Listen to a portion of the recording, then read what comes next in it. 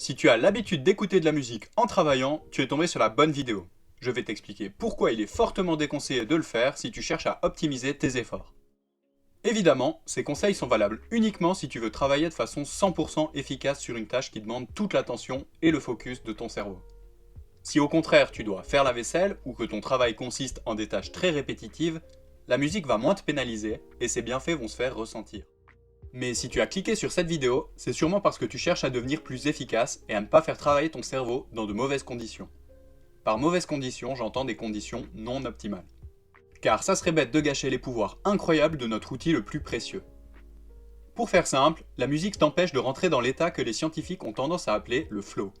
C'est l'équivalent du focus ultime dont je te parle dans ma vidéo sur le livre Make Time. Elle te déconcentre et détourne ton attention, même si tu ne le ressens pas vraiment. Il se peut même que tu aies la fausse impression qu'elle te rende plus productif. Alors qu'au contraire, il s'agit d'une info en plus à traiter pour ton cerveau, et comme il n'a pas la capacité de faire totalement abstraction de ce fond musical, tes performances seront tout de suite diminuées. Car logiquement, il ne peut se concentrer ou se focus à 100% sur deux choses à la fois. Si cette vidéo ou de façon générale le contenu que je te propose sur ma chaîne te plaît, ou t'apprend de nouvelles choses, un petit like et un abonnement, ça serait vraiment une super récompense pour mon travail. Revenons à la vidéo. Si par contre tu es dans un environnement bruyant, qui lui t'empêche de te concentrer, c'est le moment d'utiliser ton casque à réduction de bruit pour mettre à disposition de ton cerveau un environnement sans distraction sonore.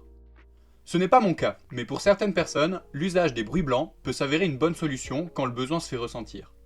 Les bruits blancs, c'est des sons neutres qui défilent dans tes oreilles comme le son d'une cascade ou le bruit de la pluie. Des études ont révélé que leur impact sur ta concentration était moindre et qu'ils étaient utiles dans un environnement bruyant pour remplacer les bruits agressants par des sons qui ne te demandent pas autant d'attention. À toi d'essayer ce qui te convient, en gardant à l'esprit que notre cerveau surpuissant n'arrive pas à donner son 100% pour deux activités simultanées.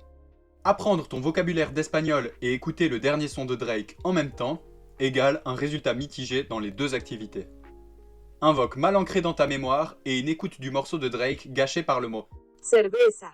c'est du gâchis. Merci pour ton écoute, à plus, ciao ciao.